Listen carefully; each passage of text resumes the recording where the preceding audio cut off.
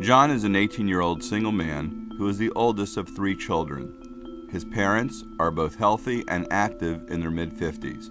John has a 5-year history of left-sided ulcerative colitis with onset at age 13. John was initially treated with mesalamine 1.2 grams twice daily plus corticosteroid enemas.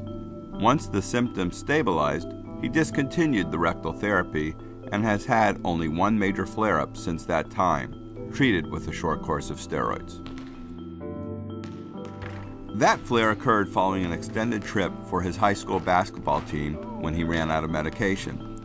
For the last 3 years, John has been symptom-free on oral therapy alone. He has no other medical issues.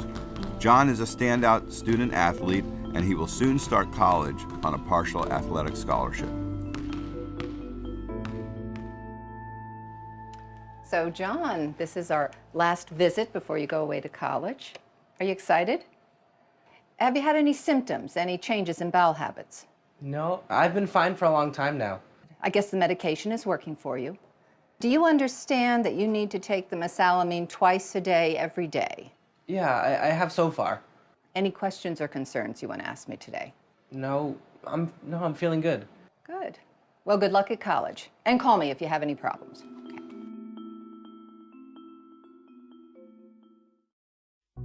During his first semester at college, John became inconsistent in his adherence to prescribed therapy.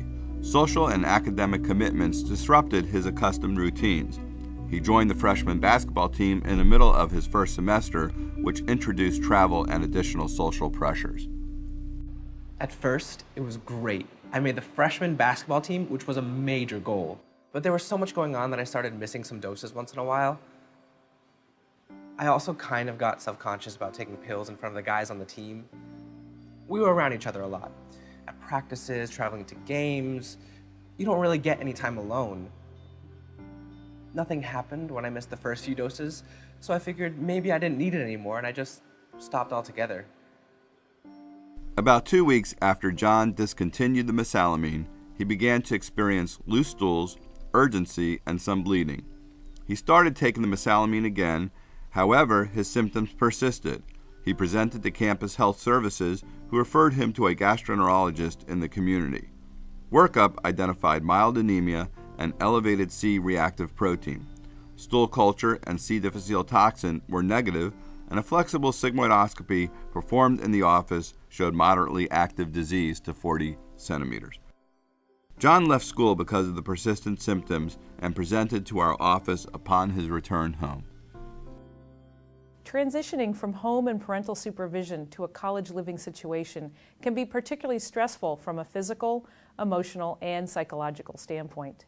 Understanding that any one of these 3 components can affect a patient's ability to remain adherent is important. Addressing the potential pitfalls of a new lifestyle will help in this regard.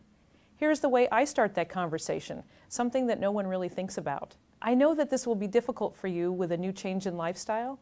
Have you discussed with your parents the plan for medication refills? Another key component to adherence is regimen. Twice-a-day therapy means there is twice the likelihood of missing doses. Why don't we make your pills once a day to make it easier for you? Avoid the term medication over and over, as it has a negative connotation and is associated with disease and being sick. You want your patient to have independence and some control over his circumstances. Lay out some self-management tips so that you are not getting called at the 11th hour with a really sick kid that didn't do anything until he was really ill. Let's have a game plan.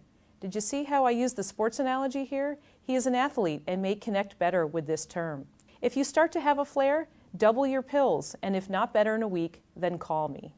Ask about the living situation he will be in to help with any embarrassment and privacy issues he may face, and offer to write a letter to the college housing office on his behalf for a single room if necessary. Even if he does not take you up on it, he knows you want to help. So, John, this is our last visit together before you go off to college. It's a big change for you. Is this your first time living away from home? Pretty much, yeah. Well, let's discuss how you're going to manage your ulcerative colitis while you're away at school. Now, you've been stable for 3 years now. Have you had any symptoms, any changes in bowel habits? No, nothing for the past couple of years, like you said. Seems like the treatment plan is working well for you. Do you understand you have to keep taking the mesalamine twice a day, every day, to manage your disease and keep you well? Yeah, I guess so. It's just that I haven't been sick in so long, it kind of doesn't seem necessary anymore. I understand. And I do hear this commonly from my patients. The truth is, John, that the best way we have of keeping you well and preventing a flare is for you to keep taking the medication every day. If you should miss a few doses, don't think you can get away with it. Just start taking it again. The drugs we use to treat this disease, like mesalamine, help control inflammation in your colon. If you stop taking it, the inflammation might get the better of you and could lead over time to another flare. Now, do you anticipate any problems maintaining this regimen while you're away at school? I guess I worry that people will think I'm sick, especially the guys on the basketball team. You know, I don't want them to think that I'm weak or that I can't play or something. I understand your concerns. There are several things to consider here. First, taking the medication will help prevent you from getting sick and will help keep you on the court with your teammates. You may be able to maintain some privacy while you're away at school. You can take the medication when you're alone or in the bathroom if you don't want people to ask you about it. We also have a pill you can take once a day if that would be easier for you. Remember, John, you've been very successful as a student and an athlete, and all that time you've been taking the medication. This shows people that someone with this disease can be active and successful. I encourage you to keep setting that example. Yeah, I guess you're right. I hadn't thought about it that way. What about like drinking or whatever? Is that a problem?